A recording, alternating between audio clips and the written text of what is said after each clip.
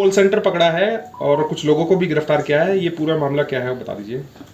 हमारे cyber police station के SHO निरीक्षक विजेंद्र सिंह को एक सूचना मिली थी कि कुछ लोग एक कॉल सेंटर चला रहे हैं और जिसमें लोगों के साथ वो न्यूड मैसेजेस भेज के उनकी फ़ोटो को एडिट करके न्यूड बना के उनको और उनके रिश्तेदारों को वो फ़ोटो भेज रहे हैं और धमकी भरे मैसेज भेज रहे हैं कि और ये लोन अमाउंट भरो नहीं तो हम आपको इस तरह से बदनाम कर देंगे। इस तरह की सूचना पे डीएलएफ फेज़ 1 के जो बताए गए पते पर उन्होंने रेडिंग पार्टी तैयार करके और रेड की। वहाँ पे निरीक्षक विजेंद्र सिंह के नेतृत्व में रेड की गई और वहाँ जो साइबर पुलिस स्टेशन के सुपरवाइजरी ऑफिसर थे डीएसपी एसीपी इंदिवर जी, वो भी पहुँच गए।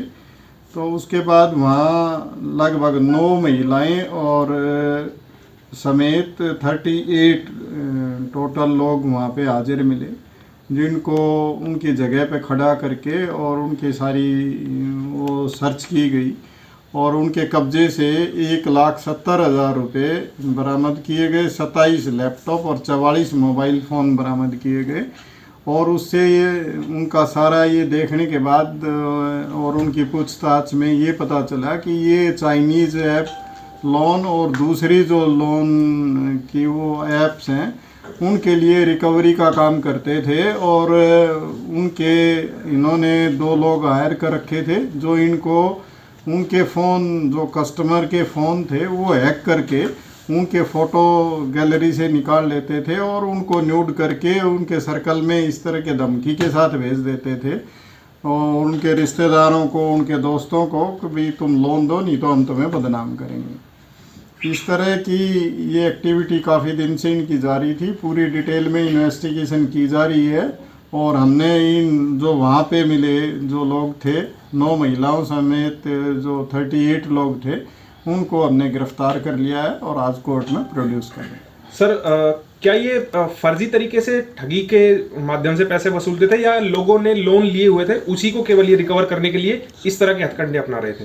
ये बिल्कुल वैसे तो लोन की जो ऐप थी उनके उसकी रिकवरी के लिए भी हथकंडे अपना रहे थे, लेकिन उनकी डेट आने से पहले ही ये जिसको लोन के जिस पर्टिकुलर डेट पे उसको जमा कराना है उससे पहले ही ये काम शुरू कर देते थे।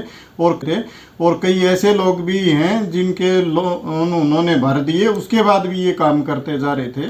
तो ये लगातार फर्जी तरीके से इस तरह का काम कर रहे थे। एक क्वेश्चन, अभी कुछ दिन पहले साइबर क्राइम पीएस में एक एफआईआर हुआ था जिसमें कि एक एमबीए ग्रेजुएट से 17 लाख रुपए वसूल कर लिए गए थे उसके न्यूड फोटोज भेज के रिलेटिव्स को ब्लैकमेल करके। ये उसी केस के इन्वेस्टिगेशन में इसका पूरा ये निकला है? नहीं, ये अलग केस है और हम इसकी इन्वेस्टिगेशन कर रहे हैं कि भी उसके कोई कनेक्शन इससे जुड़े हुए हैं या नहीं है, लेकिन ये दूसरा केस है। सर अब तक कितने कहाँ के रहने वाले हैं, क्या कुछ कौन है इसका मास्टरमाइंड सर? ये अलग अलग आरोपी हैं, लेकिन इसका जो असल मालिक है वो एक पवन है, दिल्ली का निवासी है और एक मनीष है और ये भी दिल्ली का रहने वाला है।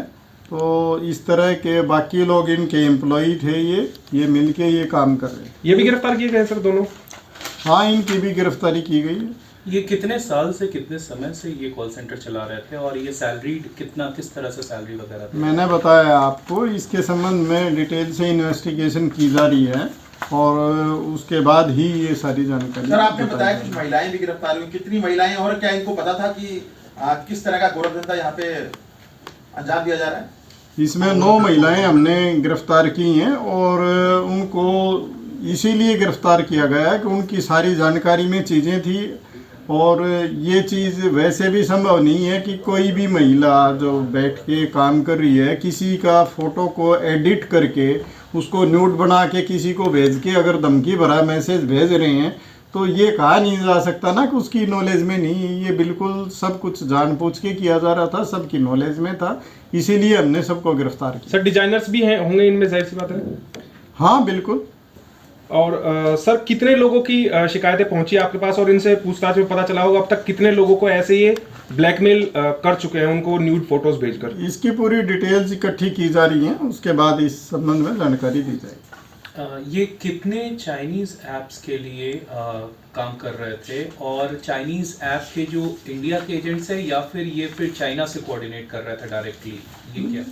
नहीं, ये ऐप्स के लिए बहुत सारी ऐप्स के लिए काम कर रहे थे और उसके अलावा भी कर रहे थे, जैसे TX, PF, Kataria loan, speed loan, super wallet, इस तरह की one loan, rupee bus, handy loan, cash pay, loan home, cash bean loan, स्मूपी bus, handy loan, cash pay, loan home, cash bean loan, small loan, easy credit, more cash, high rupees, इस तरह की बहुत सारी वो हैं, उनके लिए काम कर रहे थे और भी जानकारियाँ इनसे अभी जुटाई जा रही हैं और उसके बाद आपको इसके बारे में डिटेल से बताया जाए। सर लॉकडाउन के बाद बहुत से लोगों को आर्थिक तंगी का मार झेलनी पड़ी, तो ऐसे लोगों के लिए कहीं ना कहीं इस तरह की जो छोटी एप्लीकेशन थी, छोटा लोन देने के लिए वो लोग आगे आए, तो लोग ऐसे गलत लोगों के फंदे में फंस गए।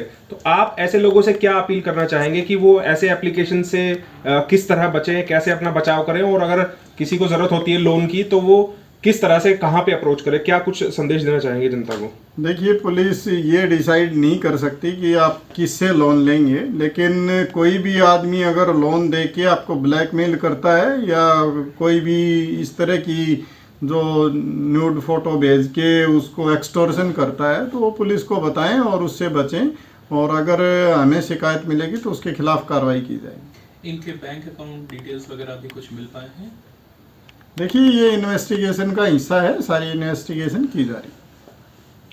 ठीक है सर, थैंक यू। की लेटेस्ट खबरें जानने के लिए चैनल को सब्सक्राइब और बेल आइकन को प्रेस करना ना भूलें।